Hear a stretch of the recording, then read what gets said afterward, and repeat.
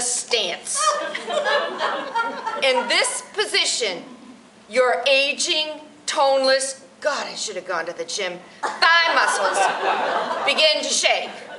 And you'd love to sit down on the seat, but you certainly haven't taken time to wipe the seat off and lay toilet paper on it.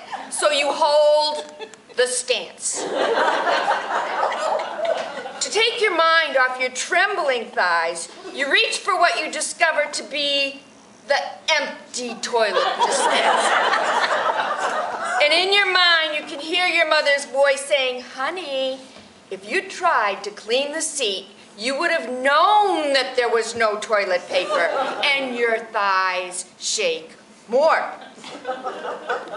You remember that tiny tissue that you blew your nose on yesterday? That one that's still in your purse?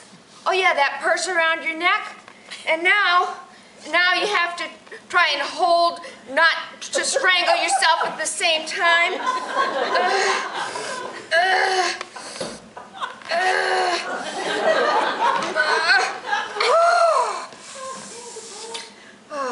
That will have to do. You crumple it in the puffiest way possible, and it's still smaller than your thumbnail. Someone pushes the door open because the latch doesn't work. The door hits your purse, which is hanging around your neck in front of your chest, and you and your purse topple backward against the tank of the toilet. Occupied! You scream as you reach for the door, dropping your precious tiny crumpled piece in a puddle on the floor, and you lose your seating altogether, and you end up on the toilet seat, and it's wet, of course. So you bolt up, knowing all too well that it's too late, that your bare bottom has made contact with every imaginable germ and life form on that uncovered seat because you never laid down the toilet paper. Not that there was any, even if you had taken the time to try. So you know that your mother would be utterly appalled if she knew, because you're certain that her bare bottom never touched a public toilet seat because, frankly, dear, you just don't know what kind of diseases you could get. Well, by this time, the automatic sensor on the back of the toilet is so confused that it flushes, propelling a stream of water like fire hose against the inside of the bowl, sprays a fine mist of water that covers your butt and runs down your leg into your shoes. The flush somehow sucks everything down with such force that you grab onto that empty toilet paper dispenser for fear of being dragged in too. And at this point, you give up. You're soaked by the spewing water and the wet toilet seat, and you're exhausted. So you try to wipe with that gum wrapper that you found in your pocket, and then you slink out inconspicuously to the sinks.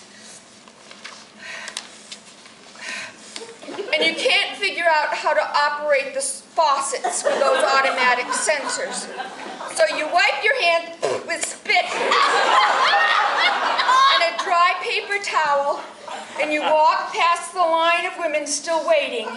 You're no longer able to smile politely to them. A kind soul at the very end of the line points out a piece of toilet paper trailing from your shoe. Where was that when you needed it? You yank that paper from your shoe, and you pluck it in the woman's hand, and you tell her warmly, "Here, you just might need this." And as you exit, you spot your hubby, who has long since entered and used and left the men's restroom. And annoyed, he says, "What took you so long, and why is that purse hanging around your neck?" This is dedicated to women everywhere who deal with public restrooms. It finally explains to the men what really does take us so long. And it also answers their other commonly asked questions about why women go to the restroom in pairs. It's so that the other gal can hold the door hang on to your purse, and hand you a Kleenex under the door.